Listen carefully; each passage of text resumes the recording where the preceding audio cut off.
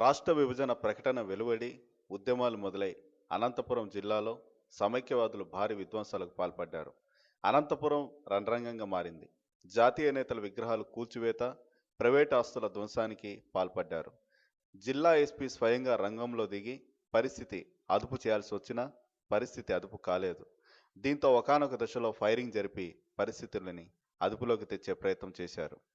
SP చర్యతో తీవ్ర ఆగ్రహానికి గురైన ఆందోళనకారులు పోలీసులపై రాళ్ల వర్షం కురిపించారు. రాళ్ల దాడిలో కానిస్టేబుల్ తలకు తీవ్ర గాయాలయ్యాయి.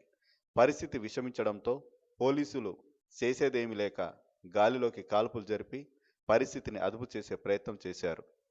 సమైక్య ఉద్యమం ఆస్తుల విధ్వంసానికి కారణం కావడంతో పోలీసులు సమైక్యవాదులపై ఉక్కుపాదం మోపారు. ఉన్న 13 బెటాలియన్ల బలగాల తోడు మరో 3 బెటాలియన్ల బలగాలు కావాలని ఎస్పీ ప్రభుత్వానికి నివేదించారు. ఎస్కే యూనివర్సిటీలో విద్యార్థులు, అధ్యాపకులు కొనసాగిస్తున్న ఉద్యమాలకు ఎస్పీ చెక్ పెట్టే ప్రయత్నం చేశారు. దీంతో విద్యార్థులకు, పోలీసులకు మధ్య ఘర్షణ చోటు చేసుకుంది. పోలీసుల వైఖరికి విద్యార్థులు, ఎమ్మెల్యేలు, ఎంపీల ఇళ్లను ముట్టడించారు. రోజు రోజుకు సమైక్య ఉద్యమం తీవ్రతరం దాల్చింది. ఊరు వాడ అంతటా జోరుగా కొనసాగుతోంది. ప్రభుత్వ, ప్రైవేట్ కార్యాలయాలకు తాళాలు పడ్డాయి. పలుమార్లు జిల్లా బంద్కు కొనసాగింది. రవాణా వ్యవస్థ పూర్తిగా స్తంభించిపోయినా ప్రజలు ఎన్ని ఇబ్బందులు ఎదుర్కొంటున్నా ఉద్యమానికి మాత్రం తమ మద్దతు తెలిపారు. ప్రత్యామ్నాయ మార్గాలు చూసుకున్నారు. ధర్నాలు, రాస్తారోకోలు, దిష్టిబొమ్మల దహనాలు కొనసాగాయి. ఉద్యమకారులతో అనంతపురం నగరం జనసంద్రమైంది. ఏ రోడ్డు చూసినా శ్మశాన వాటికలా తలపించాయి. బంద్తో వాణిజ్య సముదాయాలు మూతపడ్డాయి. రైలు రోకోలు, వంటవార్పు కార్యక్రమాల ద్వారా నిరసనలు తెలిపారు. సమైక్య ఉద్యమం గ్రామాలకు సైతం పాకింది. విద్యార్థులు, ఉద్యోగులు, అన్ని కుల సంఘాలు వీధుల్లోకి వచ్చి తమ సమైక్య వారిని వినిపిస్తూ సోనియా, కేసీఆర్, దిగ్విజయ్ సింగ్ దిష్టిబొమ్మలను దహనం చేశారు. వంటవార్పు కార్యక్రమాలను కొనసాగించారు. అనేక చోట్ల ప్రజాప్రతినిధులను సమైక్యవాదుల నుంచి చేదు అనుభవం ఎదురైంది.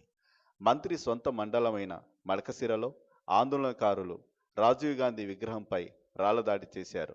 3 కార్లను ధ్వంసం చేశారు. ప్రైవేటు విద్యాసంస్థల యజమానులు పాఠశాలలకు నిరవధిక సెలవులు ప్రకటించారు. ప్రభుత్వ పాలన స్తంభించింది. విభజన తట్టుకోలేక 5 జిల్లాలో మృతి చెందారు. తీవ్ర ఆగ్రహానికి గురైన సమైక్యవాదులు కళ్యాణదుర్గంలో మంత్రి రఘువీరారెడ్డి ఇళ్లను ముట్టడించారు. సమైక్య ఉద్యమం నేపథ్యంలో జేఎన్టీయూ పీజీ సెట్ను ఉద్యమకారులు అడ్డుకున్నారు. కేబుల్ ఆపరేటర్లు ఎంటర్టైన్మెంట్ ఛానళ్లను నిలిపివేసి తమ నిరసన తెలిపారు. విద్యార్థులపై కేసులు ఉండవంటూనే జిల్లా ఎస్పీ కేసులు నమోదు చేశారు. దీనిపై విద్యార్థి, ఉద్యోగ వర్గాలు, న్యాయవాదులు మండిపడ్డారు. పెట్టిన కేసులు ఎత్తివేయాలని ఆందోళన చేశారు. రంజాన్ కన్నా రాష్ట్రం సమైక్యంగా ఉండడమే పెద్ద పండుగని ముస్లిం సోదరులు పెద్ద ఎత్తున అన్ని ప్రాంతాల్లో ప్రార్థనలు జరిపారు.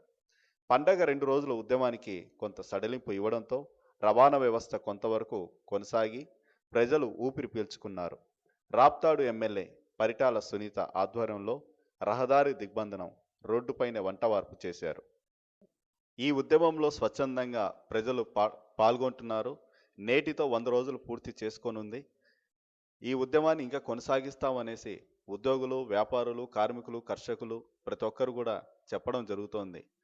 కేంద్రం నుంచి ఎటువంటి జవాబు వస్తుందనేది మనం వేచి చూడాల్సిన పరిస్థితిలో ఉన్నాం. 100 రోజుల సమైక్యాంధ్ర ఉద్యమంపై మాస్ టీవీ ప్రత్యేక కథనం.